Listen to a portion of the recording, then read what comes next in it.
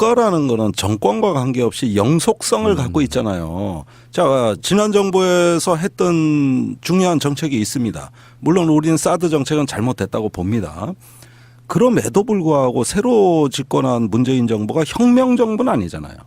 과거 정부의 모든 걸 다 부정할 수 있는 그런 처지는 아니고 동티나지 않게 제대로 관리해야 될 책임은 있는 거 아닙니까? 지난 정부가 잘했든 못했든. 그렇다면 지난 정부에서 이 정책을 결정한 책임 있는 분들이 다음 대통령한테 제대로 일을 할 수 있도록 설명을 해야 될 거 아니에요. 그런데 김관진 안보실장 청와대 안보실에 컴퓨터 싹 지웠어요. A4지 한 장 안 넘겨줬어요. 그 처벌해야 되는 거 아니에요? 그 정도 되면은? 그러니까 말입니다. 그러면은 사실 지금 한민구 국방장관한테 보고를 제대로 했네 안 했네 이런 논란이 있는 거 아닙니까? 그런데 이 논란은 사실 잘못된 거예요. 지난 정부에서 사드 배치는 청와대가 다 주도했어요. 그러면 안보실에서 청와대 안보실에서 국방부에 물어볼 것도 없이 이제 새로운 대통령한테 브리핑을 해야 될 거 아닙니까? 그런데 이 기회를 놓쳤어요. 브리핑 하지도 않고 받지도 않았어요. 그런 사이에 안보실장이 바뀌었습니다. 김관진에서 정의용 안보실장으로 새로운 안보실장으로 바뀌었죠. 그럼 그동안은 뭐냐? 놀았다는 얘기입니다. 그래서 새로운 안보실장이 오기 전까지 김관진은 뒷짐지고 있었어요. 모른 채 했습니다. 그러다가 뒤늦게 문재인 대통령이 이게 사드와 내가 알고 있던 것과 좀 다른 것 같다는 느낌이 오기 시작한 겁니다. 그게 그 사드가 2기가 들어왔냐 4기가 더 들어왔냐 문제였어요.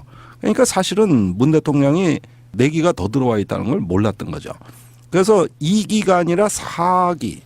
그래서 사드다. 이드가 아니라 사드다. 뭐 이런 얘기도 있어요. 그러니까 어느 순간 대통령 입장에서는 내가 대통령이 되는데 아직까지 상황이 통제가 안 되는구나. 그 답답한 나머지 국방부 장관한테 전화를 한 겁니다. 아니 이거 어떻게 된 겁니까? 그러니까 뭐 우물우물. 사실은 뭐 들어오긴 했습니까? 그러니까 그거 왜 나한테 보고 안 했습니까? 이렇게 된 거예요. 대통령이 핫빠지냐? 그러니까 이제 국방부 입장에서는 지난 정부에 그 아직 국방장관이 있잖아요. 왜 바뀐 것도 아니라고. 그런데 지난 정부에 엄청나게 야당을 따돌리고 결정한 게 사드인데 이제 새로운 대통령하고 불편한 논거에서 사실은 그때 이렇게 된 겁니다. 지금 상황은 여기까지입니다 하고 빨리 이걸 보고를 했었어야 되는 겁니다. 그런데 문재인 대통령 지금 5월 초에 그 4대 강국에 특사 보낸 상황이고 그 4대 강국 특사 중에 미국, 중국 특사가 바로 사드 외교를 한 거고 그렇죠. 6월 지금 하순에 한미 정상회담이 예정돼 있고 거기서 사드 문제가 굉장히 뜨거운 주제가 될 가능성이 있고 그 본인이 지금 외교안보를 제일 먼저 착수해 난 이 상황에서도 외교안보가 진행되는 이 상황에서도 제대로 된 브리핑을 안 했다는 게 이게 무슨 얘기냐. 이래가지고 국방부를 심하게 질책했습니다마는 그 이면에는 이런 걸 좀 제대로 파악하고 관리하라고 청와대 참모진을 강하게 질책한 뜻도 내포돼 있다고 봅니다. 의원님, 지금 강경화 외교장관 청문회 이후에 지금 보고서 채택 뭐 이런 것도 논란이 되고 있잖아요. 네. 악의적으로 보면은 자유한국당 쪽의 사람들은 현재 한미 정상회담이 6월 말에 있는데 이제 그 논리 아닙니까? 그러니까 전 정권이 임명한 외교장관을 데리고 첫 정상회담을 할 수는 없다. 이런 논리가 있는데 그래서 일부러라도 더 그게 꼬이게 만들려고 지금 자유한국당이 더 어깃장을 놓고 있는 측면이 없지 않아 있지 않아요? 그래서건 아니건 자유한국당이 어깃장 놓는 건 거의 본성이기 때문에 이건 뭐 어떤 꼬투리든 갖다 붙이기 나름이라고 봐요. 그런데 청문회가 만만치 않았어요. 누구를 날릴 거냐. 그러다 보니까 이제 김상조, 이거 뭐 많지 않고 또 경제부총리 김동연 이미 임명됐고요. 총리 임명됐고요. 또 표결에서 판판이 밀렸고요. 그러니까 누구를 정치적 희생양으로 할 것이냐. 그런데 때마침 강경화 외교부 장관이 발견이 됐죠. 우선 강경화 전 유엔 대사는 외교부의 순혈주의에서 나온 엘리트가 아니에요. 외무고시 출신도 아니고 외교부의 국장급 이상 간부들은 지금쯤 몹시 못마땅할 겁니다. 그러니까 이런 주류가 아닌 그런 새로운 외교장관이 왠지 미덥지 않고 그러면서 좀 한 방 날렸으면 좋겠는데 이런 어떤 에너지가 가득 차 있죠. 딜 얘기도 오늘 추경하고도 뭐 이 연계해서 하겠다 이런 얘기까지 나왔었잖아요. 그럴 가능성이 있습니다. 예. 그러면 지금 현재 그 이야기가 이렇게 곁들여지면은 이 오늘 추경이라는 게 국회에 와서 이거 통과시켜줘 하고 읍수하고 간 거잖아요. 미리 따지면. 그렇습니다. 근데 그거랑 자유한국당이 지금 현재 강경화라든지 이렇게 얽혀 있는 문제를 같이 연계시켜서 할까요? 저는 그거는 청와대가 이제 강경화 외교부 장관 반드시 통과시키겠다는 입장이니까 그 점에서는 아마 전략적인 검토를 야당에서도 할 것인데 그러나 강경화 장관 후보자뿐만 아니라 어제도 줄줄이 발표됐기 때문에 그 정치적 희생양은 누가 될지 몰라요. 오히려 제가 생각하기에는 국방부 장관이 될 가능성도 있습니다. 그 이야기는 이따가 다시 한번 해주시고요. 예. 그러면 이제 사드로 다시 한번 돌아가서 네. 저희들의 시각은 이런 거예요. 사드는 사실상 효용성이 없는 무기다. 그리고 사실 써볼 일도 없는 무기잖아요. 네. 그건 지구의 멸망을 뜻하는 거에 좀 가까운. 그러니까 효용성도 없는 무기다. 실제로 북한의 핵무기용도 아니다. 뭐 여러 가지 이런 관점이 있는 것이고 진짜 문제는 문재인 대통령은 이제 절차적 문제를 속마음 같은 건데 핑계 삼아서 사드 배치를 안 하려고 하는 게 아닐까라는 약간의 의구심. 뭐 이런 것도 관점이 있는 것이고요. 있죠. 예, 의원님 입장에서는 이게 사드 문제의 가장 핵심 코어는 무엇이고 이걸 어떻게 풀어야 된다고 보세요? 야, 역시 이거는 강대국 정치라고 봅니다. 그러니까 미중 간의 G2 시대에 가장 심각한 딜레마가 발생한 것이죠. 제가 지난 주말에 한중 전략대화 차 중국의 이제 전략가들 끝장 토론했어요. 9시간 동안. 그리고 미국의 또 태평양 사에 가서도 이 문제를 논의한 적이 있고 양국을 이렇게 대화하다 보면은 이 사드 문제에 대해서 뭐 우리한테 묻고 싶은 거는 이겁니다. 너 누구 편이냐? 누구 편이냐? 그러니까 중국의 어떤 압력에 흔들려서 사드 문제에 약해질 거냐? 한국에 대해서 이렇게 묻고 싶은 거고 미국은 중국은 우리가 한국에 들인 공이 얼만데 누구 편인지 얘기해라. 이렇게 해가지고 한국을 콕 집어서 양국이 들들들 볶아대는. 콕 집어서. 사실은 지들끼리 만나면 이 얘기 하지도 않아요. 아시다시피 4월에 시진핑 트럼프 정상회담이 있었는데 사드 얘기 나왔습니까? 지나가는 얘기 한마디 했습니다. 안 나왔어요. 지들끼리는 얘기 안 해. 오로지 한국을 대상으로 두 강대국이 들들 볶아대는. 그냥 이런 양상으로 전개되고 있어요. 여기서 사드의 효용성 또 뭐 사드의 어떤 군사적인 어떤 전략적인 의미 가치 제가 얘기하려면 몇 시간은 얘기할 수 그렇죠. 있죠. 네. 그러나 이것을 앞세워서 사드를 앞세워서 이 들들 볶아대는 행태. 이제 미국은 그러다 돈 얘기까지 하지 않았습니까? 우린 공짜 밥상인 줄 알고 먹고 있었다고. 그러니까 돈 내고 사드세요. 그래서 사대요. 그래서 그러겠다고. 그래가지고 일단 반은 먹었잖아. 두 기는 들어오고 네 기는 뭐 오는다가 그거는 앞으로 오고 반은 그런데 이번에는 또 중국이 와가지고 저 문재인 대통령 들들 볶았어요. 그리고 나서 문재인 대통령이 아니 사드 철회는 아니고 평가를 해보겠다는 얘기다. 그러니까 엊그제 황구시보가 뭐라 그랬습니까?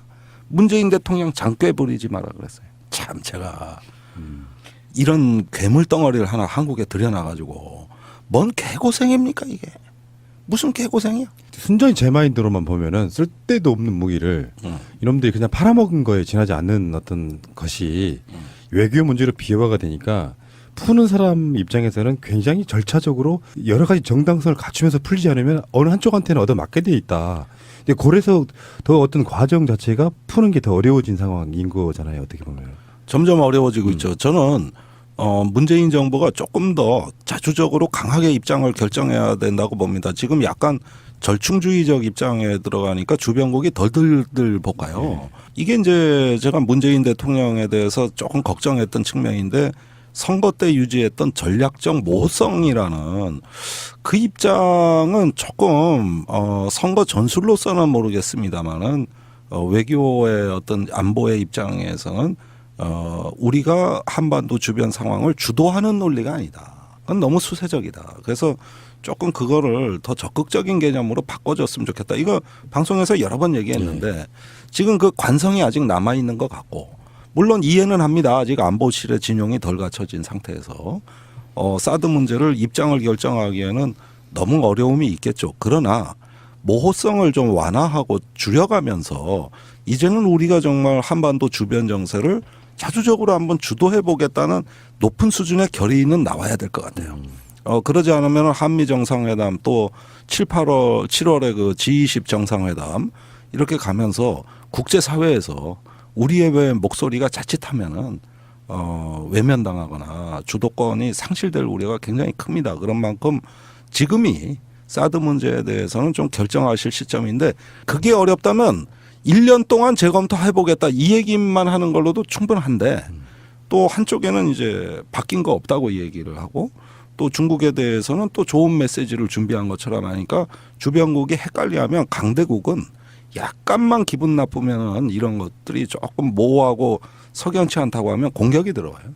그런 만큼 지금은 이제 입장을 정해야 될 시기라고. 근데 이 환경 영향 평가라고 하는 그 부분이 문재인 대통령도 뭐 하늘이 덮고 있다 이런 느낌이 들 정도로 묘한 시기에 보고 누락 사태가 터지면서 지금 환경 영향표 쪽으로 약간 밀어둔 상태인 거잖아요. 네. 그러니까 환경 영향 평가에서 한 1년이건 2년이건 평가를 해봤더니 영향을 미치는 게 별로 없더라 이렇게 나올 수도 있는 거고. 물론입니다. 정반대로 굉장히 심각하다 하면 그걸 어떻게 통과시킬 수가 없는 부분인 거잖아요.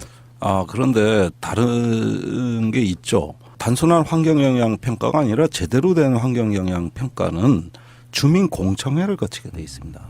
그리고 제반 부지와 환경에 대한 검토를 다 하는 과정에서 주민들 참여가 이루어지고 문제점을 충분히 토의할 수 있는 민주적 절차라고 이해해 주셔야 됩니다. 그리고 제가 보기에 이제 사드 배치에 대한 군사적 합리성도 재검토할 여유를 갖게 될 것이다. 아하, 환경 영향 평가를 하는 과정에서 진짜 무기가 되느냐 안 되느냐 이거죠. 그렇죠. 그런데 그 문제는 이제 저도 뭐 집회 많이 나가고 광화문도 가보고 성주도 아마 제가 제일 많이 내려갔을 거예요. 그런데 이제 우리가 사드를 반대하는 과정에서 백해무익한 무기라는 이야기를 많이 했어요. 근데 사실은 이 세상의 무기 중에 백해무익한 무기는 없어요. 그러니까 전쟁 때는 돌멩이 하나 몽둥이 하나도 무기가 되긴 되는 겁니다. 써먹기 나름이에요. 사드라는 것은 어떤 특정한 상황에서만 효용이 있습니다. 굉장히 특정한 상황. 예를 들어서 요건 조금 설명을 드려야 될 것 같은데 우리가 괴물투수 유현진이 왜 무섭냐. 공이 빠르기 때문에 변화구가 좋으니까 그게 아니라 다 합쳐서 구종이 다양하기 때문에 굉장히 어떤 공을 던질지 모르니까 타자가 압박감을 느끼고 삼진을 먹는 겁니다. 북한의 미사일이 날로 다양화되고 있습니다. 그러다 보면은 단거리, 중거리, 장거리, 액체 연료, 고체 연료, 고정식, 이동식 발사대, 잠수함 발사 미사일 지금 17개예요. 그러니까 이런 식으로 다양화된다는 거는 마치 투수가 구종을 다양화하는 것과 같은 이치인데 이 사드는 그러한 무기 여러 종류의 미사일을 막는 요격 체계가 아니고 중거리 미사일을 고각 발사라고 하는 거 어려운 말인데 이렇게 수직으로 쏴서 수직으로 떨어뜨리는 요 한 가지 시나리오에만 방어 의미가 있다 이 뜻이에요. 그래서 고고도잖아요. 그래서 고고도예요. 그러면 예를 들어 이렇게 한번 생각을 해보죠. 어느 날 괴물 투수 유현진이 듣도 보도 못한 구종을 갖고 있다는 거예요. 그 뭐냐? 아리랑 볼. 우리 옛날 야구할 때 그냥 던지는 거예요, 그냥. 아무 뜻 없이 그냥 이렇게 높이 던지는 거. 그러니까 배트를 이렇게 휘두를 때 공하고 면적에 맞게 배트가 이렇게 둥글게 설계돼 있잖아요. 이걸 가져가지 말고 위에서 떨어지는 거에 적합하게 널빤지를 가져가서 이렇게 올려치자는 거지. 아리랑 볼 하나에. 그러면 그걸 갖고 나가면은 그렇게 안 던지면 어떡할 거야? 예전에 주무기가 다 있는데. 북한의 주무기 뭡니까? 스커드 미사일 800기 단거리. 아하. 제일 무서워요. 탄두 중량이 1톤이에요. 1톤. 근데 노동 미사일이라는 중거리는 탄두 중량이 370kg밖에 안 돼. 이걸 고각 발사로 한다는 건 투수가 아리랑 볼 던진다는 그렇죠. 얘기하고 네. 똑같은 얘기예요. 그 미사일은 본래 미사일은 개발한 목적이 있는 거예요. 노동 미사일은 일본을 때리는 무기라고. 사정거리가 1,300km 이상 나가요. 그러면 일본 전역에 주일 미군 기지가 타격권에 들어갑니다. 그걸 용도로 개발한 게 귀해 50발밖에 안 돼. 이 귀한 자원을 그러나 탄두 중량은 작은 위력이 약한 걸 한국을 때리기 위해서 고각 발사를 할 때 요때는 의미가 있다 이거예요. 근데 그럴 해야 될 이유가 없잖아요. 그러니까 이게 무슨 괴담처럼 퍼지면서 사드 배치의 정당성이 부여된 겁니다. 그런데 이걸 또 다층적 미사일 방어 체계라고 해서 다른 것도 있다, 뭐 패트리어트도 있고 뭐도 있다고 얘기는 해요. 그래서 이걸 다 하나의 어떤 방어망을 촘촘하게 구성하자 이 얘기인데 그래봤자 서울 방어 안 되잖아요. 그렇죠. 그래봤자 수도권의 속수무책이잖아요. 이 핵에 대해서 그걸 막는 갑옷을 갖는다는 거는 꿈 같은 얘기죠. 그런 걸 갖다가 옛날 같이 미소 간의 대륙 간의 어떤 탄도미사일 방어에 나오는 전략 개념을 이렇게 인접한 남북한이 거의 붙어 있는 건데 여기에다 적용한다는 거는 사실 군사적인 합리성이 결여된 것이죠. 사드 엑스밴드 레이더 이 이야기는 제가 처음에 원래 김종대 의원님 그 의원님 되시기 전에도 들었던 이야기예요. 엑스밴드 레이더 이야기는. 근데 그 성주에 설치하는 건 또 전 세계 최초로 내리군량하고 있는 거잖아요. 바닷가에 있는 게 아니라 내리군량하고 있어서 그렇죠. 예. 직접적인 그게 이제 환경 영향 평가의 어떤 핵심이 될 수도 있고. 네. 그러면은 환경 영향 평가 하겠고 뭐 하려면 문재인 대통령 스타일로 보면 이제 성주 주민들하고 진짜로 공청회를 하실 수도 있고 하겠다고 네. 하면 그리고 실제로 어떤 환경 영향을 미치는지도 봐야 될 것이고 나머지 부분 무기로서의 효용성 부분 같은 경우도 어떤 식으로 검증할 수 있을까요? 굳이 하자 그러면? 지금 저 북한의 위협 막으려면 바빠요. 바쁩니다. 장사정포에다가 네. 각종 단거리 미사일에다가 뭐하다. 우리가 지금 고고도 방어에 신경 쓸 틈이 없는 나라라고. 그런데 여기에다 목숨을 걸어. 여기에다가. 그러니까 이래다가 또 잠수함 발사 미사일 나오면 뒤에 와서 때린다는 얘기예요. 사드는 앞에만 봐. 120도 각도. 좌우 60도씩. 그러면은 아니 이런 식으로 안보를 하자 그러면은 끝이 없죠. 미 빠진 독에 물 붓기죠. 그러니까 그 자체 어떤 특정한 시나리오만을 가정으로 했을 때는 백해무익하다고 얘기할 수 없죠. 의미가 있는 거예요. 우리가 기다리는 대로 정해진 대로 고각 발사만 해준다면은 이 방어 체계는 의미가 있는 겁니다. 왜 의미가 없습니까? 근데 그 자체가 비합리적이라 이거예요. 그 자체가. 그래서 안보라는 걸 그런 식으로 하자면 군사력 소요라 그럽니다. 전문 용어로. 그 무기 소요를 갖다가 그런 식으로 한다면은 그것처럼 짜임새 없고 비합리적인 안보가 어디 있습니까? 그런 식으로는 도대체 어디까지 무기를 들여와야 됩니까? 아유, 그러니까 그게 이제 그때 이 얘기가 좀 나올 것 같은데 국방 개혁이라고 하는 게 이따 효용성도 좀 떨어지고 알고 보면 우리들도 기동량이 많아서 실제로 사드무라고 하는 것이 한국을 북핵으로부터 지키기 위한 무기가 아니라 럭키드 마틴과 연관성이 있다라고 이야기하는 사람들이 많지 않습니까? 그쪽 회사 제품이니까. 예. 의원님은 어떤 시각으로 보세요? 그게 어떤 그 정도의 커미션 같은 것들이 연결돼 있는 의혹이 있다고 보세요? 아니면은 그냥 그건 아니다라고 보세요? 그 얘기가 최순실 게이트 때나 예. 이 결정될 당시부터 많이 나돌던 말이죠. 아무것도 입증된 건 없어요. 그런데 저는 굳이 그렇게 보지 않습니다. 이렇게 어떤 전략 자산을 갖다가 외국에 배치할 때는 미국의 대통령, 국방장관, 태평양 사령관 또 전직 외교안보 관리들이 다 나서서 한국에 대해 압박을 행사하는 건데 이건 굳이 무슨 최순실이나 린다긴 같은 에이전트를 끼우지 않아도 여러 가지 어떤 국가의 고차원적인 레벨에서 다 이루어지는 것이기 때문에 굳이 락히드나 이런 어떤 그 최순실 게이트하고 연결지는 건 조금 논리적인 비약이 있다고 봐요. 사실 입증된 건 없어요.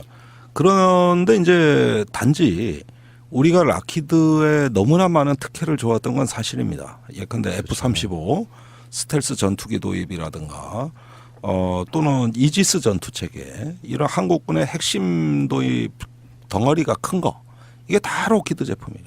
근데 이번에 또 로키드에 사드가 들어온다 그러니까 아니 미국의 한 개 회사가 대한민국 안보를 다 장악하고 있는 그렇죠. 건데 네. 이런 점에서 이게 정상적이냐 이게 과연 정상인가 이게 나라냐 이런 의문은 있을 수가 있는 것이죠. 사드 도입 과정에서 사실 주도했던 사람이 김관진 안보실장이었잖아요. 근데 그 사람이 FX 사업도 거의 주도했던 인물이고. 그렇습니다. 그러면은 우리들 입장에서는 합리적으로 의심을 할 수 있죠. 예. 이 사람은 락키드 마틴의 로비스트가 아닐까 이런 느낌도 좀 들지 않고 그런 느낌이 전혀 없습니까? 거의 로키드의 하수인처럼 사실상 행동했죠. 그런데 그 로키드의 하수인은 이미 한국의 안보실장이 하수인하기 전에 미국 정부 자체가 하수인입니다. 그걸 그대로 내려받는다. 미국이 군산복합체의 나라인데 특히 락히드 같은 경우는 미국 1위의 방산업체면서 미국의 모든 군사력 소요, 그 무기 도입의 그 개념과 그 규모와 이런 것들을 로키드 도움 없이 미 국방부가 단독으로 계획 수립을 못합니다. 그 정도로 미 국방부를 압도하는 업체입니다. 특히 락히드의 그 특수개발팀 같은 경우는 전 세계에 거의 유일무이하다 할 정도로 전 세계 군사기술의 황제적인 어떤 지위를 점하고 있습니다. 만일에 외계인이 태양계에 온다면 태양계는 락히드가 지배하는 천체로 이해할 겁니다. 그 보십시오. 화성에 보냈지, 달에 보냈지, 명왕성에 그거 행성 아니라는 거, 그 위성 보내서 알았지. 태양계 곳곳에 락히드 마틴이 찍혀 있는, 마크가 찍혀 있는 게 다 지배하고 있잖아요.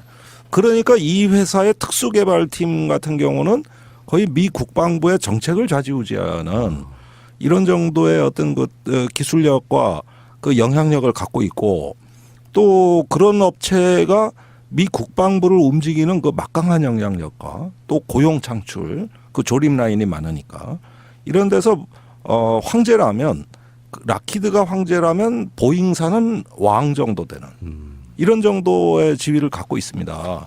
그리고 우리가 박근혜 정부 들어와서 락히드가 싹쓸이했다 그러지만은 또 그 전에 김대중 노무현 대통령 때는 보잉사가 또 싹쓸이했어요. 그러니까 이거보단 규모가 작은 거지만은, 그래서 이렇게 보잉사와 락히드가 번갈아 가며 먹으면서 한국 시장을 분할해 왔습니다. 그런데 우리가 뭐 김관진 실장이 락히드 회장을 만나서 뭔 로비를 받고, 이게 이제 진보가 즐겨 쓰는 어떤 추론인데, 저는 그다지 그걸 뭐 신뢰하지 않는 이유는, 그렇게 안 해도, 그렇게까지 안 해도, 무리수를 안 둬도 이미 미국 정부의 영향력권에 들어간 그런 상황에서는 그렇게 노골적으로 할 필요조차도 없다. 알아서 기는데. 네, 로키드 마틴과 미국 정부를 다시 동일체로 본다고 하면 굳이 짓거리 할 이유는 없다, 이렇게 저는 이해할게요. 네. 사드 배치 문제에 대해서는 이제 이게 일단은 좀 조금은 잠복을 하겠죠. 일단 이렇게 정부에서 이야기를 해놓고 있으니까. 그런데 이제 주변국이 더 들들 복화되지 않습니까? 결과 도출함에 있어서 영향을 행사하는 거잖아요. 그렇죠. 중국은 조금만 더 압력을 넣으면 쓰러뜨릴 수 있다고 보고 있고, 또 미국은 이러다가 이상해지는 거 아니냐 이러면서, 한마디로 말해서 미중 양국을 갖다가 거의 그 아주 그 좀 편집증에 가까운 상태로 몰아놨어요. 그래도 그들 입장에서는 잠깐만 기다려봐, 우리 절차적 민주주의도 있고 환경 영향 평가도 있고, 이렇게 해서 약간 밀어넣을 수 있는 한숨을 일단 돌렸다고 보는데요. 예, 그 점은 문재인 정부의 필요성 때문입니다. 이게 뭐 통제되지도 않은 가운데 막 흘러가고 있으니까 일단은 스톱을 시켜야죠. 그런 점에서 환경 영향 평가는 매우 적절하고 합리적인 명분이 됐다고 봐요. 문제는 그 다음이라는 거예요. 자, 그렇게 해서 일단 재생 버튼을 스탑 시켜놨다고. 그러면은 이걸 다시 재생시키기 전에 우리 계획이 있어야 되거든. 우리 계획이 작성이 돼야 되는 거예요. 이게 문제예요. 그런데 제가 뭐 민주당에 대해서 쓴소리를 할 수밖에 없는 게, 우원식 그 원내대표가 선출된 직후에 첫 일성이 사드 국회 비준동의입니다. 그런데 제가 좀 이건 유감을 표할 수밖에 없는 게, 그 논리는 민주당이 야당일 때 박근혜 정부를 견제하던 논리입니다. 실제 여당이 돼서 사드 국회 비준동의 하려면 어떻게 돼야 되느냐. 법적으로 문재인 정부가 트럼프 행정부와 사드 배치 협정을 맺어야 됩니다. 그다음에 비준은, 우원식 대표는 이게 한 단어로 알고 있더라고, 비준 동의를. 비준은 대통령이 하는 거예요. 그런 다음에 국회에 동의서를 보내는 겁니다. 이게 비준 동의인데 대부분의 사람들이 잘못 알고 있어요. 그러면 국회 비준 동의를 받겠다는 뜻은 뭡니까? 미국하고 사드 배치 협정 맺겠다는 뜻 아닙니까? 그러니까 과거에 박근혜 정부 얘기할 때는 그냥 배치하지 마라, 협정 맺고 배치해라. 그러면 국회에서 우리가 동의권을 행사하겠다, 이거였단 말이에요. 그런데 여당이 됐는데 문재인 정부가 왜 협정을 체결하지? 지금 검토를 해서 입장을 정해야지. 그래서 이런 부분이 아직까지 민주당이 야당의 관성으로 이야기하는 거고, 이 정확한 그 개념을 이해를 못하고 있어요. 지금은 국회 비준동의 얘기를 하면 안 되는 것이죠. 아, 그렇죠. 네. 그런 결과들이 다 나온 뒤에 나올 수 있는 이야기 같고요. 그렇습니다. 자, 알겠습니다. 사드 배치 문제 어렵지만 그래도 제가 의원님하고 인터뷰하면서 지금 약간 더 느껴졌어요. 그러니까 의원님 다음에 사드 전문가가 저거든요, 우리나라에서. 제야에. 대표 정말. 내가 사드 얘기를 하도 많이 해서 사디스트가 됐거든. 그러니까 사디스트 모임을 하나. 미국에서 사드라 뭐 이런 거. 아니 그 어쨌든간에 이거 어려운 문제이긴 하지만 또 뭐 진정성 있게 뭔가 이렇게 국민들 뜻을 모으다 보면은 좋게 풀리는 건 좀 있을 수 있다고. 좀 풀 수 있다고 네. 봅니다. 예, 충분히 할 수 있습니다. 그리고 국제적인 상황 자체가 완전히 바뀔 수도 있다고 생각해요. 뭐 트럼프가 또 한핵이 정말 돼버린다든지 뭐 여러 가지 조건들. 네, 그럴 수도 있고. 아니 제 생각에는 이거예요. 네. 이건 문재인 대통령의 기본 생각은 우선 환경 영향 평가나 준법 절차를 지키면서 사드를 충분히 검토할 시간적 여유를 확보하고 네. 그 사이에 미국하고 대화할 내용은 북한의 핵을 동결하는 대북 대화와 협상, 북한 문제에 대한 한미 간의 공통 입장을 정하겠다. 사실 북한의 핵 문제가 저렇게 막가지만 않아도 동결만 돼도 사드는 필요 없잖아요. 그렇죠. 그러니까 결국 이 문제의 출발점은 북한 핵이라고 보는 겁니다. 그렇다면 미국이 북한 핵 문제를 풀겠다고 이렇게 적극적인 태도라면 나도 거기에 미국에 가서 대북 정책을 합의하고 당분간은 사드 문제보다는 북한 핵 문제를 주로 하자.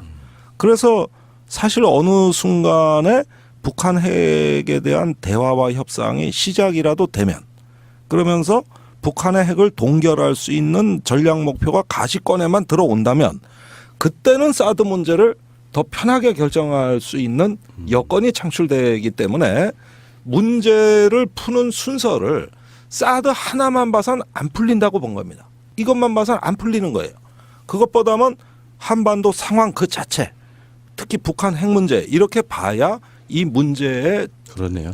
어레인지 정렬이 되고 그 정렬된 가운데 국정과제의 우선순위가 사드가 1번이 아니다. 그럼요. 이렇게 보면은 이 그림이 이해가 가실 거예요. 만약에 북한이 어떤 뭐 문재인 대통령의 외교의 어떤 노력의 결과물로 우리 핵 포기할게 라면 사드 배치할 이유가 사라져 버리는 거죠. 미국의 입장에서는 굉장히 좀 화들짝 놀래고 싶은 게 사실은 중국용이었는데 북한에서 핵무기 개발 안 하고 앞으로 폐기한다라고 만약에 그런 얘기를 해버린다 그러면 사드 배치 못하죠. 이렇게 바뀔 수 있다고. 사실 북한은 사드 문제에 관심도 없어요. 네. 그런데 있으면 좋아. 왜냐? 한중 관계가 끊어지는데 이것처럼 김정은 위원장한테 큰 전략적 이익이 있을까요? 이 사드로 인해서 지금까지 북한이 덕본 게 얼만데. 그러니까 그것보다는 북한하고 대화는 한미 군사 연습이나 그 제재, 압박 이런 문제들과 북한의 핵동결 문제를 같이 섞어서 이 문제는 협상할 가치가 있습니다. 네. 그런데 북한에 가가지고 우리 사드 철회시킬 테니까 니들도 핵동결 하지 마. 그러면 웃긴다. 아니 사드 갖다 놓으려면 갖다 놔. 우리는 우리 갈 길 갈게. 왜 자꾸 이런 거 갖고 때를 써. 이럴 거 아니야. 그래서 사드가 있어봤자 어차피 자기네 핵미사일은 못 막는다고 보고 있기 때문에 사드에 대해서 별로 반응도 없어요. 알겠습니다. 이야기 아까 말씀하신 것처럼 몇 시간 해도 계속 할 얘기가 있어요. 이게 점점 번져가잖아요. 이게 주제들이. 지금 제가 초반에 그런 이야기 드렸어요. 민간인 출신 첫 국방부 장관이 된다면 저는 과감하게 김종대 의원님을 추천하고 싶다. 그런 이야기 또 사실은 본인의 방송들에서 되게 많이 했던 얘기예요. 민간인 출신 국방부 장관 아직까지 없었던 거고 그리고 이번에 국방부 차관은 민간인 출신 그 서충석 박사인가요? 네, 맞습니다. 그분 되셨고 제가 잘 아는 분이에요. 그러실 것 같아요. 근데 지금 방송하는 오늘 말고 어제 휴일 날 그 국방부 장관의 송영무 전 그 해군 참모총장이 지명됐는데 이분도 잘 아시는 분이세요? 잘 알죠. 제가 모르는 사람이 어디 있습니까? 누가 돼도 다 제 나와바리에 있죠. 송영무 장관 예정자는 어떤 분이십니까? 그분이 이제 그 1999년 제1연평해전 때 그 무공 훈장을 받은 제1연평해전 주역이고 또 해군 참모총장을 지냈고 그러면서 그 지난 대선 총선 이번 선거에 이르기까지 문재인 대통령을 잘 보좌했던 사람이에요. 그런 점에서는 대통령의 철학을 이해할 수 있는 해군 출신 개혁성은 저는 상당히 돋보일 거라고 생각을 하고 있고 있습니다. 그런데 이제 역시 검증이 문제다. 통과가 되겠느냐? 이번에 먼저 밝혔죠 청와대에서. 밝혔습니다. 위장전입 문제인데 그건 군인의 특성이라 그랬어요. 군인들은 임기에 따라 옮겨 다니니까 그러다 보니까 주민등록하고 일치하지가 않은 경우가 왕왕 발생을 하는데 이런 거 동결이 될까요? 이거를 이게? 그 정도는 이해될 수 있다고 봅니다. 그건 군인의 어떤 특성이다.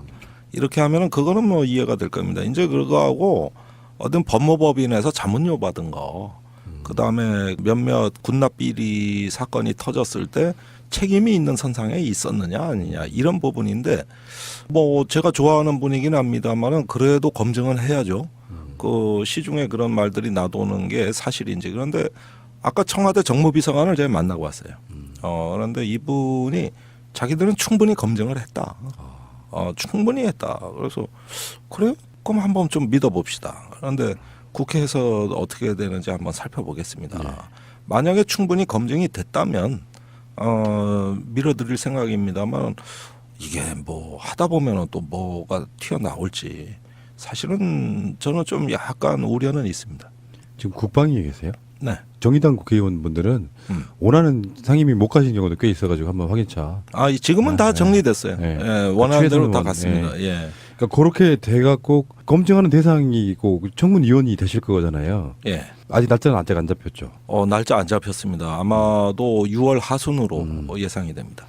그러면 이 정도 경력이랄까 그런 거면 통과는 좀 낙관할 수 있는데 아까 초반에 그런 말씀하셨어요. 강경화 대타로 날릴 수도 있다. 저쪽이. 그렇죠. 이제 언론에 미리 흠이 있다고 고백을 한 케이스가 바로 국방부 장관이기 때문에 그 부분을 강경화에서 밀린다면 야당이 그러면 1위로 그 표적을 옮길 수 있죠. 어쨌든 정치적 희생물을 누구 하나는 만들어야 되니까. 그 사람들은 그래도 자기 자존심이 있기 때문에 한 명이라도 낙마시키는 것이 목적인 상태가 돼버린 것 같아요. 그렇죠. 예. 그러면은 지금 송영무 국방부 장관 내정자가 내정된 것에는 저는 이렇게 봐요.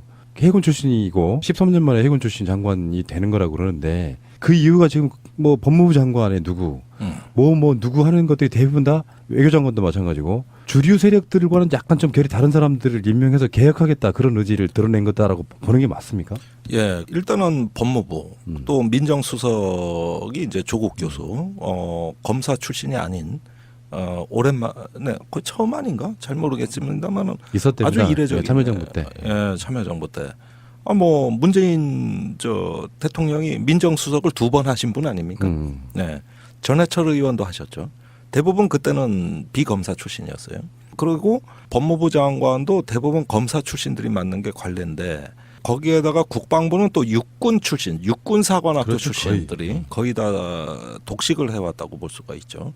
그런데 이런 어떤 부처들에서 일련의 어떤 그 외부인으로 그 장관이 오는 거는 정부는 우리 헌정을 지탱하고 민주주의를 유지하는데 매우 중요한 덕목이라고 생각합니다. 자, 한번 보면 교사가 교육정책을 수립합니까? 의사가 보건정책을 수립합니까? 검사가 사법정책을 수립해야 됩니까? 아니죠. 전문가는 정책을 수립하면 안 되는 존재지. 만약에 그랬다가 나라 망하겠지. 의사들 보고 니네가 다 보건환경정책 다 수립해라 그러면 지들 입맛대로 할 거 아니에요.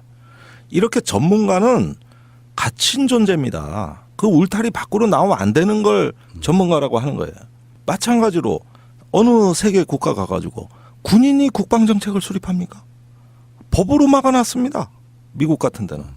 그다음에 왜 여성도 국방장관 많이 하잖아요. 그래서 군 출신이 아닌 사람이 와야 되는 거잖아요. 왜? 군인한테 국방정책을 맡겨놓으면은 군사적인 면으로 편향되는 이걸 직업적 편견이라고 하는 거거든요. 이 부분은 절대 전문가 집단의 울타리 밖으로 나와서는 안 되는 겁니다. 그럼 나라 망하는 거예요. 그런데 우리나라는 군인이 국방정책 수립해요. 검사가 사법정책 수립해요. 다 이런 식으로 되는 게 지금 군하고 검찰이 제일 심합니다. 그래서 여기에는 문민통제, 시빌리언 컨트롤이라 그래가지고 시민 주권적인 통제가 들어가야 되는 단위가 되는 것이죠. 그래서 그 출신이 오면 안 되는 자리입니다, 사실은. 그게 법무부 장관, 국방부 장관입니다. 우리가 고정관념이 있었어요, 사실은. 하도 그렇게 해야 돼서. 그러니까 하도 그렇게 돼서 그걸 당연시하는 비정상. 이게 말이 안 되는 거예요. 그런 식으로 하면은 왜 교사들한테 교육부 장관 안 줍니까? 의사들한테 왜 보건복지부 장관 안 줍니까? 똑같이 줘야죠. 그러나 그렇게 해서는 안 되잖아요. 그래서 이거는 전문 관료나 아니면은 정치인이 하는 자리입니다. 원래 그렇게 해가지고 통제 받아야 될 집단이에요. 그런데 국방부가 국민을 대리하는 장관으로부터 통제 받아야 될 군이 군을 대리해서 국민을 통제하고 있어. 그게 국방부가 돼버렸어요. 그러네요. 이런 비정상이 어디 있습니까? 그리고 군인이 얘기하고 싶으면 합동참모본부라고 있어. 합참. 예. 유니폼을 입은 사람은 그리로 가서 거기서 군을 대변하라는 거고 국방부는 민간인이 군을 통제하는 조직입니다. 그 이야기를 예전에 진짜 안보 같은 데서 엄청 많이 하셨던 이야기죠, 사실은. 그 이제 요즘 들어와서 좀 줄인 이유는 내가 가려고 그런다.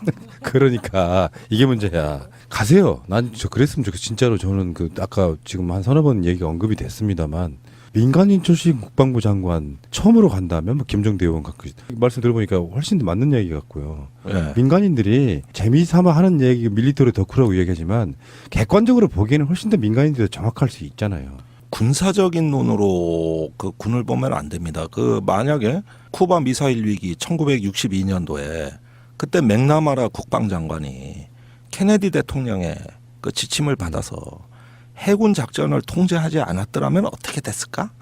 그때 해군 상황실은 이미 저 소련의 핵 잠수함을 타격하기 위한 준비로 들어가고 있었고 소련의 핵 잠수함은 핵무기 발사를 후르시초프 서기장의 명령 없이 발사하게 돼 있었어요. 그런데 해상 작전이 들어갔으면 어떻게 됐을까? 그런 위기가 3번 있었습니다. 이걸 맥나마라 국방장관이 하도 다급해가지고 해군 상황실에 직접 뛰어가서 그 작전을 중지시키고 문민 통제를 관철시켰잖아요. 그 덕분에 3차 대전이 안 일어난 거예요. 그 당시에 3차 대전이 일어나면 핵전쟁입니다. 북미 대륙 인구의 2분의 1 내지 3분의 1이 죽어. 이건 자동으로 가는 거였어요. 그때가 냉전의 가장 위험한 위기인데 이걸 막은 게 뭘까? 문민 통제. 민간인이 적극적으로 군사력을 통제했다는 걸로 그 위기를 넘긴 겁니다. 이게 미국의 교훈이 되면서 오늘날 미국은 어떻게 되느냐. 1986년에 골드워터 니콜스법이라는 걸 통과시키고 또 국방제조직법에서 군 출신은 국방부 장관 절대 안 된다. 법으로 막아버린 거예요. 그 하나의 예외가 지금 매티스 국방장관입니다. 트럼프가 깬 거예요. 그래서 미친 개라고 하는 그 매티스 장관이 온 것이죠. 그런데 그로 인해서 상원에서 별도의 인준을 받아야 됐습니다. 법을 위반하니까. 이렇게 문민 통제가 엄청나게 중요한 겁니다. 이게. 선진국에서 일반화되어 있는 거군요, 그게. 그렇죠. 그래서 그때 토마스 파워 당시 미국의 핵미사일을 관장하는 전략 폭격을 하는 그 사령관이 맥나마라 국방장관한테 그 위기 직후에 이렇게 얘기합니다. 아니 부통령님 핵전쟁이 일어나서 미국인이 2명 살아남고 소련인이 1명 살아남으면 미국인이 이긴 겁니다. 이기는 전쟁 해야지 왜 지는 전쟁을 군인이 고민합니까? 이렇게 따지잖아요. 이렇게. 그러니까 기가 막혀가지고 잘라버리잖아. 자, 이게 우리가 지금 남북한 정세가 굉장히 통제 불능의 상태로 가고 있습니다. 막판에 한반도에 죽고 사는 문제 누가 통제해야 되느냐? 그거는 선출된 권력이 합법적인 위임을 한 민간인을 통해서 하는 겁니다. 그리고 군인들에게 맡겨놓으면 군인들의 사고는 국가가 얼마나 피해를 입느냐는 부차적인 문제고 전쟁에서 이겨야 되는 게 군인의 본분이에요. 네, 목적이 다르죠. 목적이 달라요. 그러니까 그 목적을 관리하고 통제하려면은 군인은 자발적으로 합법적으로 선출된 정치 권력에 예속돼야 되는 거거든요. 그 체제가 우리나라에 안 돼 있다 이 얘기입니다. 제 얘기는. 이게 이제 국방과 외교는 이제 한 몸뚱이로 가서 전쟁을 이기는 목적이 아니라 전쟁이 안 나게 하는 목적으로 전쟁을 억제하고 예방하고 차단하고 외교를 우선시하고. 근데 박근혜 대통령 때 가장 큰 문제는 외교를 뒷전으로 미루고 군 출신들을 전면에 배치해서 군사 국방을 가지고 외교를 했다는데 큰 문제가 있었던 것이죠. 예, 그럼 의원님, 우리가 말은 뭐 검찰개혁, 국방개혁 이야기를 하지만 국방개혁에 대해서 그냥 언뜻 우리가 떠오를 수 있는 것들은 저는 이렇게 봐요. 뭐 진짜 안보 같은 방송에서 수도 없이 많이 이야기하셨지만 예를 들면 우리나라 군인들의 전투력이 제대로 전쟁에 나갈 수 있는 정도 되느냐 첫 번째. 두 번째는 뭐 수통부터 시작한 어떤 그 방산 비리에 연결돼 있을 법한 국방비가 진짜 필요한 곳에 쓰이지 않는다는 부분. 이런 것들이 다 포함되어 있을 거라고 보는데 만약 문재인 대통령이 지금 국방 개혁하겠다고 송영무 장관을 이렇게 올린 거라고 하면 그 개혁의 초점이 뭐라고 생각하세요? 저는 군인은 군대로 되돌아가서 제자리에서 자기 역할을 잘하게 해라. 이렇게 자꾸 정치 바깥으로 나오지 마라. 정치군인? 청와대 안보실장, 국정원장, 경호실장, 사성장군 줄줄이 시어머니들 박아놔가지고 오히려 국방부 장관 핫바지로 만들고 대통령 옆에서 무슨 이게 군국주의 국가도 아니고 말이죠. 이게 무슨 민주주의예요, 그래? 그리고 외교부는 눈치나 보고. 그래서 바야흐로 외교의 계절이 왔습니다. 그래서 일단 군인들이 합법적으로 자신의 전문가적인 역할을 충실히 하도록 그 범주에 일단은 국한을 시켜서 그 영향력을 좀 차단해야 되겠고 이번 대선 과정에서 가장 놀라운 것은 다 국방개혁을 이야기하면서 사람의 가치를 재발견했다.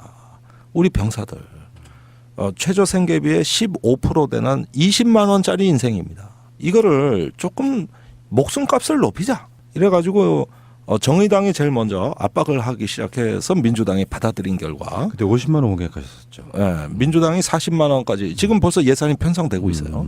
놀라운 일입니다. 자, 그럼 20만 원 인생이 40만 원까지 올라갔어요. 뭐가 달라지느냐? 지금까지 24시간 365일 병사들을 왜 병영에 가둬놨겠습니까? 주말이나 일과 후에 외출 외박하면 안 되나? 안 되지. 왜? 나가면 짜장면도 한 그릇 사 먹어야 돼. 당구도 한 판 쳐야 돼. 호프도 한 잔 먹어야 돼. 돈 들어나 군인들 생계비가 확 올라가겠지. 그러면 국방부가 이 돈 안 대주겠지. 그러면은 돈 없는 애들을 풀어놓을 수 있어요? 잡아 가둬놓은 거 외엔 방법이 없는 거죠. 그런데 이제 40만 원 월급이 됐다 그러면 주말에 외출 해박은 자기 마음대로 할 수 있는 거 아닙니까? 최소한 한 달에 두세 번 나갈 돈은 준 거 아니에요. 자, 사람의 목숨값이 올라갔다는 거는 봉급이 올라갔다는 거는 생활이 달라진다는 얘기입니다. 병사들의 조금씩 기본권을 누릴 수 있는 여건이 하나둘 확장이 된다는 얘기예요. 사람이 귀해지는 겁니다. 제가 공권력의 엄청난 피해자였군요. 제가 첫 휴가를 나온 게 상병 초봉 때인데요. 되게 몇 개 나왔네. 그 전에 어떤 휴가도 나오지 못하고 외출도 못 해봤는데 그 생각을 한 번도 해본 적이 없어요. 그냥 나라를 지켜야 돼서 5분 대기조처럼 군인들은 갇혀 있어야 된다고 생각했는데 이게 돈 문제가 있었고요. 실제로 제 군대에 있을 때도 휴가 나가거나 또는 뭐 가끔 전화할 일이 있으면은 용돈 보내달라는 게 주로 사병들의 주로 이야기였었거든요. 지금도 그래. 네, 저 병장 때 월급이 12,000원이었고요. 그나마 전 특수부대라서 생명수당이라 그래서 3개월에 한 번 정도 나오는 그 당시 한 10만 원 정도 받았던 걸로 기억하는데. 야, 특수부대 출신이라는 달라 보이네. 네. 제가 문재인 대통령하고 같은 부대를 나온 사람이라. 오. 근데 저는 그래서 군대라고 하는 곳에 나름대로 이렇게 자부심과 애착이 있어요. 진보 쪽 사람이기는 하지만 군대 이야기 나오면 뭔가 나라를 지키고자 하는 어떤 그 열망 같은 게 좀 있는 좀 그런 부류인데 어쨌든 국방 개혁이라고 하는 게 어쩌면 되게 모호성도 제가 보기엔 있다고 봐요. 뭘 어떻게 고쳐야 되는지를. 자, 그러니까 그 연장선에서 얘기하면 우리 병사들 공짜로 주니까 공짜로 준 자원은 낭비해 왔습니다. 여태까지. 자, 그런데 이제는 월급도 제법 줘야 되는 귀한 존재로 하면 아껴 쓰게 돼 있다 이거예요. 그 과정에서 선진적인 군 운영을 할 수 있는 이니셔티브가 창출되는 겁니다. 지금까지 왜 이렇게 개혁이 안 되냐? 공짜로 주니까 그런 거예요. 20만 원이 뭐 무슨 목숨값입니까 이게. 20만 원 인생이 교도소 죄수 월급의 60%도 안 돼. 지금 병장 일당이 9,030원이에요. C급 900원. 죄수 하루 일당이 얼만데 15,000원입니다. 15,000원. 그것도 사실은 형편없이 작은 건데 그것보다도 30%가 작아요. 그러면 죄수만도 못한 생활 만들어 놓고 그렇게 해놓고 하니까 펑펑 낭비했잖아. 다 뽑아가가지고 지금 청년들의 우리 때가 51%가 군대 갔어요. 현역으로. 지금 87% 갑니다. 인구가 줄어서. 이제 90%가 넘어가요. 다 데리고 가겠다는 거예요. 장애인 빼고. 그러면 거기서 데리고 가가지고 지금 사격 훈련도 못해요. 사고 날까 봐. 아이고. 그러니 이래놓고 20만 원 주고 365일 가둬놓는 거 말고 이 군대가 어떻게 앞으로 한 발짝이나 나갑니까? 그러면 한 명 한 명을 조금씩 전문성을 높이고 조금씩 월급을 높이고 그러다 보면 일선의 전투원들의 생명 가치가 증진되는 거 아닙니까? 그럼 그거에 맞게 교리 조직을 다시 짜야 되는 거 아닙니까? 그래서 저는 지난 정부가 왜 자꾸 국방개혁에 실패했느냐? 사람의 가치에서 출발을 안 해서 그렇다. 그런데 이번에 첫 번째 국방개혁이 병사들 봉급 인상이라고 하니까 이건 대단히 혁명적인 겁니다. 거기서부터 시작하다 보면 자원을 아껴야 되고 그러려면 국방이 달라지지 않고는 못 빼깁니다. 이 문제는 자연히 해결돼요. 거기에다가 2020년대 중반이면 인구 전력의 최하점에 들어가면서 청년 공동화 현상이 일어납니다. 군대고 학교고 유지가 안 돼. 90% 이상 징집해도 저 숫자 못 채워. 안 줄이고 100일 것 같아요. 이제는 목숨값도 높여놨고 사람도 줄어들고 그러면은 국방개혁을 안 할래 안 할 수 없는 상황이 되는 거고 그거 안 했다가 나라 망해요. 그러면 완전히 무너지는 겁니다. 모병제는 어떻게 생각하세요? 모병제 이제 정의당 공약이죠. 한국형 모병제로 가자 그랬죠. 그건 더 좋은 안이지. 그러니까 우리 전방의 병사들 보십시오. 제일 나이 어리고 제일 경험 없고 제일 두려운 아이들한테 제일 위험하고 제일 중요하고 이런 임무를 맡기고 있는 이 불합리성이 뭐가 이게 어떻게 안보가 제대로 됩니까? 거기는 적어도 4년 이상 근무하는 전문 병사로 가야 돼요. 그리고 저 여성들의 군대 참여도 좀 확대 좀 시킬 필요가 저는 있다고 보거든요. 있죠. 실제로 제가 군대에서 그 당시에는 여군들이 거의 없었는데요. 실제로 보면은 정말 일 잘해요. 훈련도 더 잘 받아요. 대부분 다 행정이나 뭐 간호 뭐 이런 쪽인데 실제로 공수훈련을 받아보면 훨씬 남자보다 잘합니다. 우리 어떤 고정관념을 빼고 나면요. 여자가 군대에서 차지하는 비중이 지금 한 뭐 정확히 모르겠어. 예를 들면 한 5%라고 하면 그게 한 30%좀 늘어나도 저는 나쁘지 않다고 생각하는 쪽이거든요. 제가 3년 전쯤 된 것 같아요. 육군 참모총장하고 이야기를 하는데 한숨을 푹 쉬더라고. 저기요. 요즘 군복무 가산점제 남자들 병역 의무 마치고 와도 그 취업할 때 가산점이요. 그거 줘봤자 앞으로 여성들한테 백도 못 줍니다. 그거 도움도 안 될 거예요. 그래서 왜요? 그러니까 얼마 전에 육군사관학교에서 뭔 평가를 했는데 1등부터 11등까지가 여자 생도래. 그러니까 이게 그리고 남자들 요리하고 머리 미용하고 여자분들 군대 가는 거 저는 적극 권장한다니까요. 잘 맞는 분들이 있어요. 그리고 얼마 전에는 육군 사관학교뿐만 아니라 해군 공군까지 3군 사관학교 생도 1등이 전부 여성으로 나왔고요. 경찰대학 졸업식에 가면 황당한 게 1등부터 5등까지가 여성이에요. 그러니까 경찰대학은 그 행진을 할 때 성적 순대로 하거든. 아 그래요? 앞쪽이 다 여자예요. 앞쪽이. 자, 이야기가 좀 많이 샜고요. 시간이 좀 짧다 보니까 제가 마지막 질문 하나 드려보려고 그러는데요. 사실 김종대 의원 그러면 제야 고수로 알고 있지만 그건 뭐 이명박근혜 때 이야기고 원래 제도권에 굉장히 중요하게 이렇게 일을 하시던 분이라고 저는 보고 있는데 제야라는 것도요. 너무 그쪽에 제야에 있다가 보면 제야에 익숙해져 가지고 제도권 마인드가 좀 사라지는 측면도 있어요. 근데 다시 국회라는 곳에 들어가셨단 말이에요. 이것은 의원님한테도 첫 경험인데 실제로 들어가 보면 또 지하에서 이렇게 막 지르던 것하고는 좀 다른 상황에 연출되는 거잖아요. 그렇죠. 본인한테는. 그 차이나 갭 그런 느낌 좀 말씀해 주시면 어떨까요? 1년 딱 했습니다. 예. 그런데 저는 아주 심각한 기로에 놓여 있어요. 이 정치가 어떤 기회 공간으로서 이해되는 측면은 작고 거대한 장벽처럼 느껴집니다.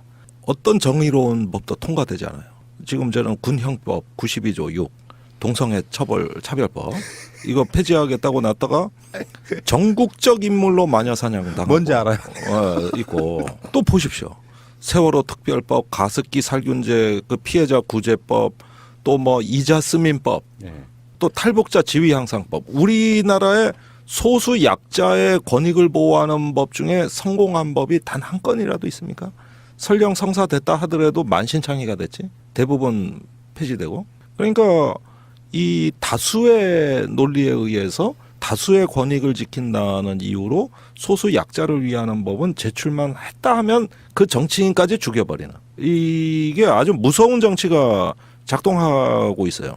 거기에다가 그렇게 차별에 찬성하거나 차별에 편승하는 이것을 국민 여론이라고 믿고 대부분의 정치인은 거기에 노예가 되는 거에 아주 경악을 금치 못하겠어요. 저 같은 경우는 세게 경험하는 거죠. 아주 세게. 근데 반대 아니에요? 지금까지 진보 정당들이 국방 전문가를 모시지 못했던 이유랑도 사실 연관이 있는 거 아닙니까? 있죠. 예. 진보 정당이 이제 사실은 세를 확장하기 어려운 이유가 소수 약자를 권익을 주장하기 때문에요. 다수로부터 공격받습니다. 그게 정치 현실입니다. 근데 국방은 이 부분은 특히 색깔론에 지배하는 정치에서는 엄청난 피해 의식을 갖고 있었던 것이죠. 그 이번 선거는 그것이 아닌 선거로서 오랜만에 거의 처음이라고 해도 과언이 아닌 겁니다. 그리고 제가 이제 진보 정당에 들어가서 그분들한테 위로가 됐던 것은 그 국방 외교 문제 저한테 맡기시면 두 가지 임무를 하겠다. 공격은 막고 그다음에 가짜 안보는 제가 공격하고. 이런 면에서 사실 진보 정당이 저를 받아줬다는 것은 굉장히 저로서는 아주 유니크한 경험이지만 그분들에게도 또 위로가 됐어요. 그래서 비례선거 때 최다 득표했죠. 아무런 개파 뭐 이런 거 의존하지 않고. 의외였어요. 진짜 의외였던 일종의 사건이죠. 네. 그 국방 전문가가 그렇다고 뭐 별 출신도 아니고 일반 사병 출신이시죠. 우리 의원님도. 일반 국방 전문가가 진보 정당에 영입돼서 국회의원이 되는 것도 이례적인 일이고요. 그러니까 어떤 발전 과정에 있어서 어떤 포스트가 되는 중요한 인물 중에 저는 하나라고 보는데 진보 정당이 갖고 있을 수 있는 여러 가지 어떤 가치들 중에 사실 알고 보면은 국방이라고 하는 게 가장 무능했던 게 지금 현재 우리가 말하는 보수 정권이었잖아요. 그렇습니다. 그래서 가짜 안보, 진짜 안보론을 만들었는데 그걸 문재인 대통령이 선거 때 써먹더라고. 거의 뭐, 저거 우리가 하던 얘기인데. 누구나 할 수 있는 이야기니까요. 섭섭하지는 않았어요. 진짜 안보 제가 팟캐스트 5년 한 거 아시죠? 그러니까 어마어마했죠. 그리고 문재인 대통령이 한번 선거 방송 토론 때 병사 봉급 얘기를 그 심상정 후보하고 토론하다가 그 당에 김종대 의원이 한 거 다 알고 있습니다. 이 말이 나왔어. 영향 받으시네. 들으셨네. 결국은 계속 베껴 쓰다가 나중에는 저작권 그쪽에 있는 거 안다. 인정해버리더라고요. 그런 만큼 보수의 안보를 공격할 때 제가 봤을 때는 보수의 안보는 원균이의 안보입니다. 진보의 안보는 이순신의 안보가 돼야 돼요. 말로만 떠들고 아주 강한 이데올로기, 명분 이런 거 내세워가지고 국민들 들들 볶은 그런 어떤 그 강경파 원균이 실제 전쟁에서는 어땠습니까? 부산에 수군 끌고 나가지고 2박 3일간 노져가지고 지쳐서 싸움 한번 제대로 못 해버리고 전멸했잖아요. 거기서 도망쳐 나온 배 몇 개를 나중에 이순신이 와 인수하고 신에게는 아직 12척의 배가 있나이다 한 게 그때가 원균이 따라가다 도망친 배들이야 그게. 그래서 지금 이순신은 한 번도 명분이나 이데올로기에 집착하지 않았습니다. 장수는 모든 유능한 장수는 싸워서 이기는 게 아니라 이겨놓고 싸우는 게 진짜 장수입니다. 손자병법에 그렇게 써 있습니다. 이순신이 23전 23승이 왜 나왔는지 알아요? 간단해요. 지는 전투는 안 해버리는 거예요. 이게 비결입니다. 이겨놓고 싸운 장군이에요. 지금 한국은 뭐 어떻습니까? 뭐 천안함 말 많지만 연평도, 목함지뢰, 뭐 보수 정권에서 군사작전에서 단 한 건이라도 성공해 본 적 있나? 누가 죽고 다치고 주민들은 피난 가고 그다음에 확성기에 남북이 같이 틀어져 끼면은 저 전박경 지역 가면 생지옥입니다.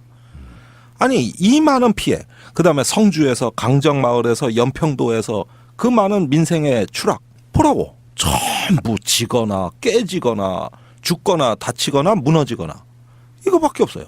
안보는 결과로 말해야 됩니다. 과정, 명분 이런 걸로 얘기하다가 지는 안보하는 게 지금까지 한 게 그 원균이가 했던 방식인데 그런 원균의 그 지는 안보가 아니라 이기고 잘 살고 우리가 좀 더 미래로 나아가는 이런 안보. 나는 이순신의 안보 하겠다. 이게 진짜 안보다. 이렇게 하는 거죠.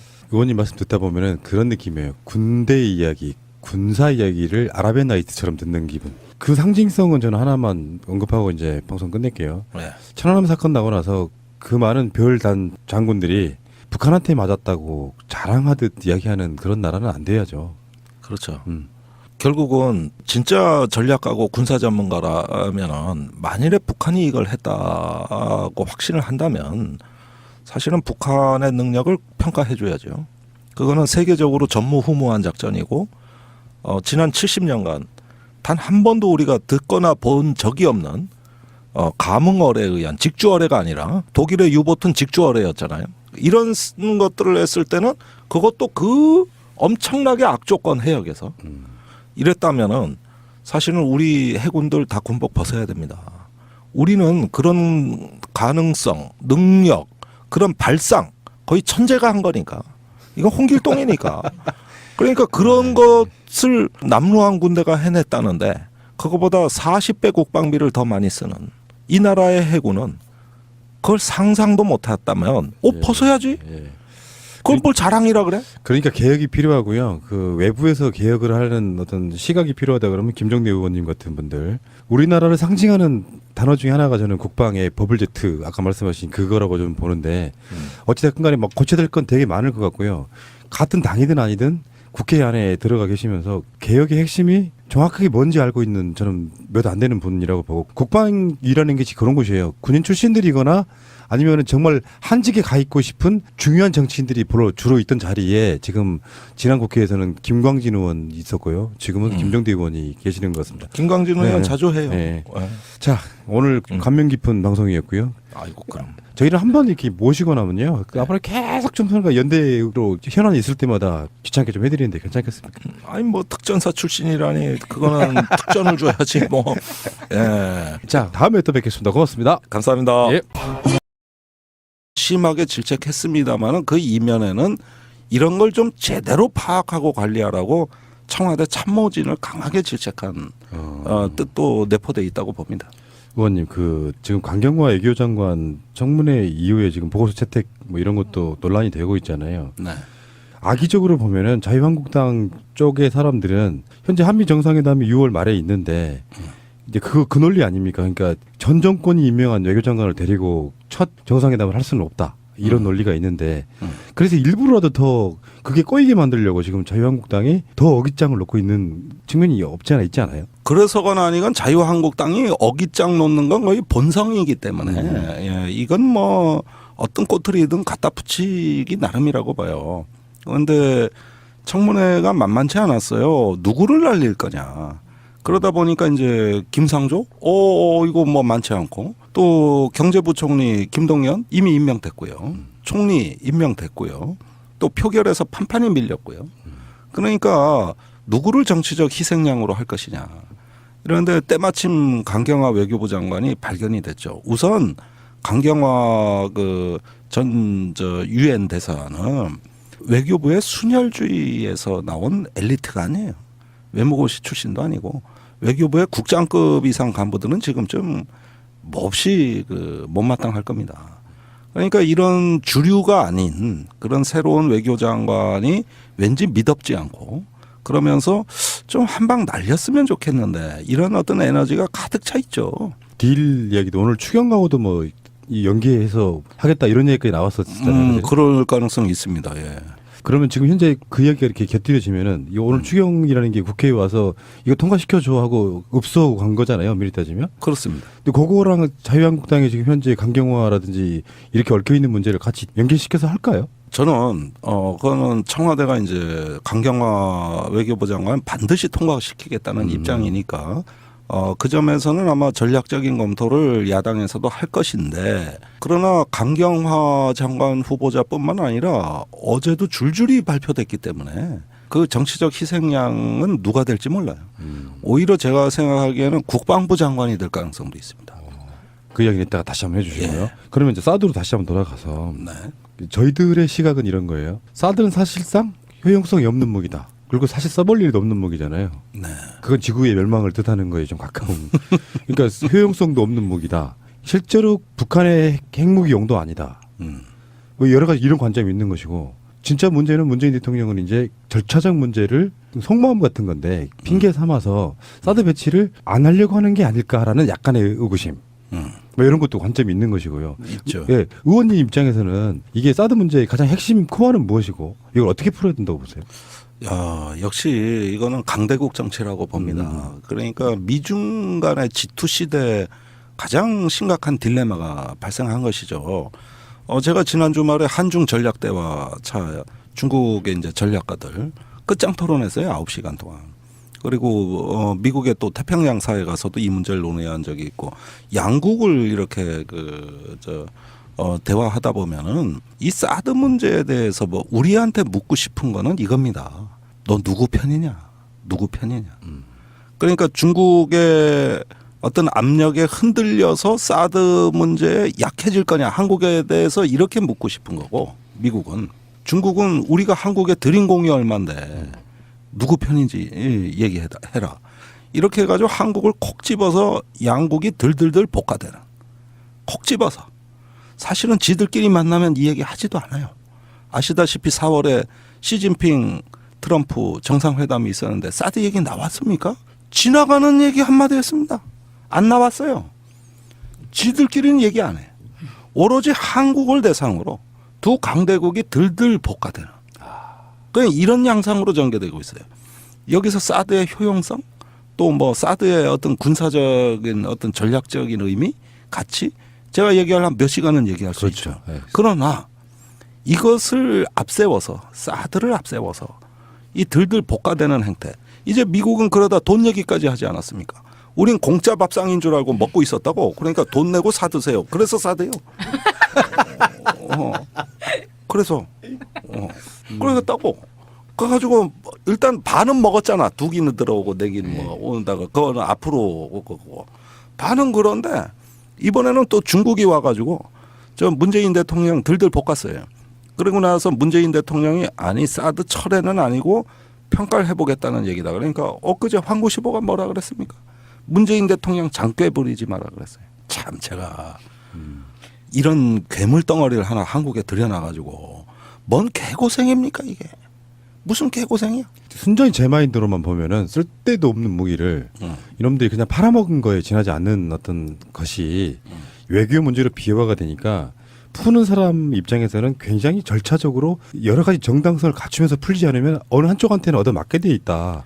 근데 그래서 더 어떤 과정 자체가 푸는 게 더 어려워진 상황인 거잖아요. 어떻게 보면. 점점 어려워지고 있죠. 저는 문재인 정부가 조금 더 자주적으로 강하게 입장을 결정해야 된다고 봅니다. 지금 약간 절충주의적 입장에 들어가니까 주변국이 덜덜덜 볶아요. 이게 이제 제가 문재인 대통령에 대해서 조금 걱정했던 측면인데 선거 때 유지했던 전략적 모호성이라는 그 입장은 조금 선거 전술로서는 모르겠습니다만은 외교의 어떤 안보의 입장에서는 우리가 한반도 주변 상황을 주도하는 논리가 아니다. 그건 너무 수세적이다. 그래서 조금 그거를 더 적극적인 개념으로 바꿔줬으면 좋겠다. 이거 방송에서 여러 번 얘기했는데 지금 그 관성이 아직 남아 있는 것 같고 물론 이해는 합니다. 아직 안보실의 진용이 덜 갖춰진 상태에서 사드 문제를 입장을 결정하기에는 너무 어려움이 있겠죠. 그러나 모호성을 좀 완화하고 줄여가면서 이제는 우리가 정말 한반도 주변 정세를 자주적으로 한번 고고도잖아요. 그래서 고고도예요. 그러면 예를 들어 이렇게 한번 생각을 해보죠. 어느 날 괴물 투수 유현진이 듣도 보도 못한 구종을 갖고 있다는 거야. 그 뭐냐? 아리랑 볼. 그 우리 옛날 그 야구할 때 그냥 던지는 거예요, 그냥. 아무 뜻 없이 그냥 이렇게 높이 던지는 거. 그러니까 배트를 저기 뭐냐 이렇게 휘두를 때 공하고 면적에 맞게 배트가 이렇게 둥글게 설계돼 있잖아요. 이걸 가져가지 말고 위에서 떨어지는 거에 적합하게 널빤지를 가져가서 이렇게 올려치자는 거지. 아리랑볼 하나에. 그러면 그걸 갖고 나가면은 그렇게 안 던지면 어떡할 거야? 예전에 주무기가 다 있는데 북한의 주무기 뭡니까? 스쿼드 미사일 800기 단거리. 아하. 제일 무서워요. 탄두 중량이 1톤이에요. 1톤. 근데 노동 미사일이라는 중거리는 탄두 중량이 370kg밖에 안 돼. 이걸 고각 발사로 한다는 건 투수가 아리랑볼 던진다는 그렇죠. 얘기하고 네. 똑같은 얘기예요. 그 미사일은 본래 미사일은 개발한 목적이 있는 거예요. 노동 미사일은 일본을 때리는 무기라고. 사정거리가 1300km 이상 나가요. 그러면 일본 전역에 주일 미군 기지가 타격권에 들어갑니다. 그걸 용도로 개발한 게 귀해 50발밖에 안 돼. 이 귀한 자원을 그러나 탄두 중량은 작은 위력이 약한 걸 한국을 때리기 위해서 고각 발사를 할 때 요때는 의미가 있다 이거예요. 근데 그럴 애들 이유가 없잖아요. 그러니까 이게 무슨 괴담처럼 퍼지면서 사드 배치의 정당성이 부여된 겁니다. 그런데 이걸 또 다층적 미사일 방어 체계라고 해서 다른 것도 있다. 뭐 패트리어트도 있고 뭐도 있다고 얘기는 해요. 그래서 이걸 다 하나의 어떤 방어망을 촘촘하게 구성하자 이 얘기인데 그래봤자 서울 방어 안 되잖아요. 그렇죠. 그래봤자 수도권의 속수무책이잖아요. 이 핵에 대해서 그걸 막는 갑옷을 갖는다는 거는 꿈 같은 얘기죠.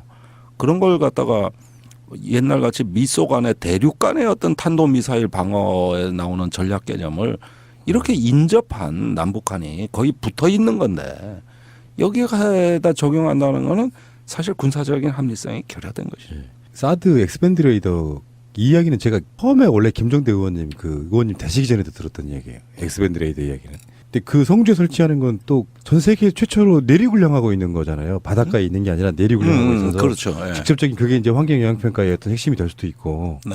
그러면은 환경 영향 평가 하겠고 뭐 하려면 문재인 대통령 스타일로 보면 이제 성주 주민들하고 진짜로 공청회를 하실 수도 있고 하겠다고 네. 하면 그리고 실제로 어떤 환경 영향을 미치는지도 봐야 될 것이고 나머지 부분 무기로서의 효용성 부분 같은 경우도 어떤 식으로 검증할 수 있을까요? 굳이 하자 그러면? 지금 저 북한의 위협 막으려면 바빠요.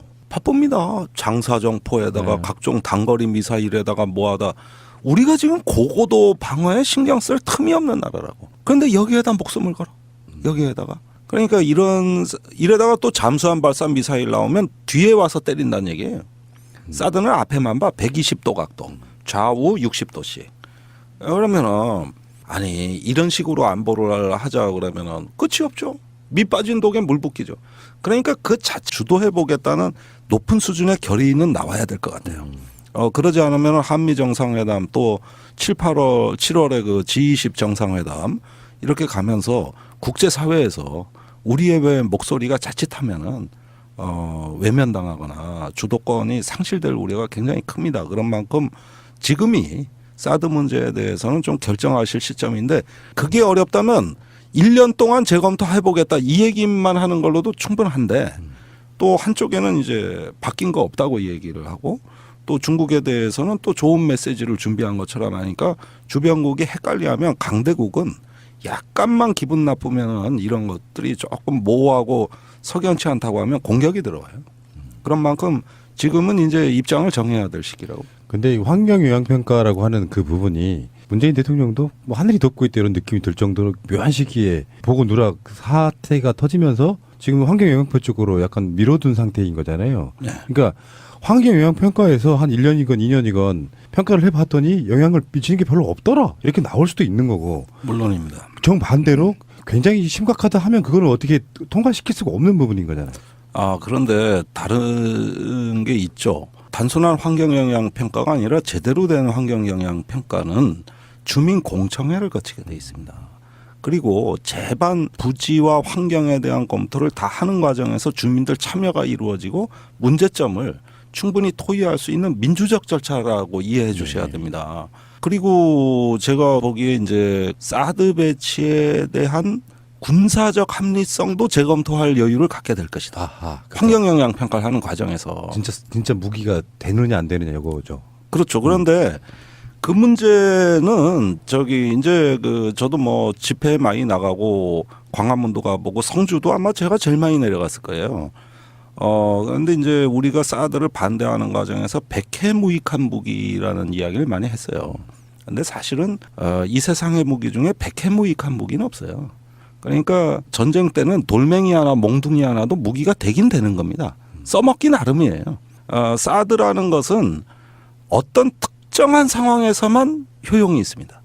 굉장히 특정한 상황. 예를 들어서 요건 조금 설명을 드려야 될 것 같은데 우리가 괴물투수 유현진이 왜 무섭냐. 공이 빠르기 때문에 변화구가 좋으니까 그게 아니라 다 합쳐서 구종이 다양하기 때문에 굉장히 어떤 공을 던질지 모르니까 타자가 압박감을 느끼고 삼진을 먹는 겁니다.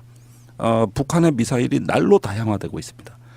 그러다 보면은 단거리, 중거리, 장거리, 액체 연료, 고체 연료, 고정식, 이동식 발사대, 잠수함 발사 미사일 지금 17개예요. 그러니까 이런 식으로 다양화된다는 거는 마치 투수가 구종을 다양화하는 것과 같은 이치인데 이 사드는 그러한 무기 여러 종류의 미사일을 막는 요격 체계가 아니고 중거리 미사일을 고각 발사라고 하는 거 어려운 말인데 이렇게 수직으로 쏴서 수직으로 떨어뜨리는 요 한 가지 시나리오에만 방어 의미가 있다 이 뜻이에요. 그래서 국가라는 거는 정권과 관계없이 영속성을 갖고 있잖아요. 자, 지난 정부에서 했던 중요한 정책이 있습니다. 물론 우리는 사드 정책은 잘못됐다고 봅니다. 그럼에도 불구하고 새로 집권한 문재인 정부가 혁명 정부는 아니잖아요. 과거 정부의 모든 걸 다 부정할 수 있는 그런 처지는 아니고 동티나지 않게 제대로 관리해야 될 책임은 있는 거 아닙니까? 지난 정부가 잘했든 못했든. 그렇다면 지난 정부에서 이 정책을 결정한 책임 있는 분들이 다음 대통령한테 제대로 일을 할 수 있도록 설명을 해야 될 거 아니에요. 그런데 김관진 안보실장 청와대 안보실에 컴퓨터 싹 찍었어요. A4지 한 장 안 넘겨줬어요. 그 처벌해야 되는 거 아니에요? 그 정도 되면은? 그러니까 말입니다. 그러면은 사실 지금 한민구 국방장관한테 보고를 제대로 했네 안 했네 이런 논란이 있는 거 아닙니까? 예. 근데 이 논란은 사실 잘못된 거예요. 지난 정부에서 사드 배치는 청와대가 다 주도했어요. 그러면 안보실에서 청와대 안보실에서 국방부에 물어볼 것도 없이 이제 새로운 대통령한테 브리핑을 해야 될 거 아닙니까? 근데 이 기회를 놓쳤어요. 브리핑 하지도 않고 받지도 않았어요. 그런 사이에 안보실장이 바뀌었습니다.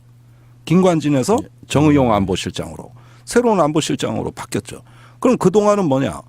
놀았다는 얘기입니다. 그래서 새로운 안보실장이 오기 전까지 김관진은 뒷짐지고 있었어요. 모른 채 했습니다. 그러다가 뒤늦게 문재인 대통령이 이게 사드와 내가 알고 있던 것과 좀 다른 것 같다는 느낌이 오기 시작한 겁니다. 그게 그 사드가 2기가 들어왔냐 4기가 더 들어왔냐 문제였어요. 그러니까 사실은 문 대통령이 4기가 더 들어와 있다는 걸 몰랐던 거죠. 그래서 2기가 아니라 4기. 그래서 사드다. 이드가 아니라 사드다. 뭐 이런 얘기도 있어요. 그러니까 어느 순간 대통령 입장에서는 내가 대통령이 되는데 아직까지 상황이 통제가 안 되는구나. 그 답답한 나머지 국방부 장관한테 전화를 한 겁니다. 아니 이거 어떻게 된 겁니까? 그러니까 뭐 우물. 사실은 뭐 들어오긴 했습니까? 그러니까 그거 왜 나한테 보고 안 했습니까? 이렇게 된 거예요. 대통령이 핫빠지냐? 그러니까 이제 국방부 입장에서는 지난 정부에 그 아직 국방장관이 있잖아요. 왜 바뀐 것도 아니라고. 그런데 지난 정부에 엄청나게 야당을 따돌리고 결정한 게 사드인데 이제 새로운 대통령하고 불편한 논거에서 사실은 그때 이렇게 된 겁니다. 지금 상황은 여기까지입니다 하고 빨리 이걸 보고를 했었어야 되는 겁니다. 그런데 문재인 대통령 지금 5월 초에 그 4대 강국에 특사 보낸 상황이고 예. 그 4대 강국 특사 중에 미국, 중국 특사가 바로 사드 외교를 한 거고 그렇죠. 6월 지금 하순에 한미 정상회담이 예정돼 있고 거기서 사드 문제가 굉장히 뜨거운 주제가 될 가능성이 있고 그 본인이 지금 외교안보를 제일 먼저 착수해 난 이 상황에서도 외교안보가 진행되는 이 상황에서도 제대로 된 브리핑을 안 했다는 게 이게 무슨 얘기냐.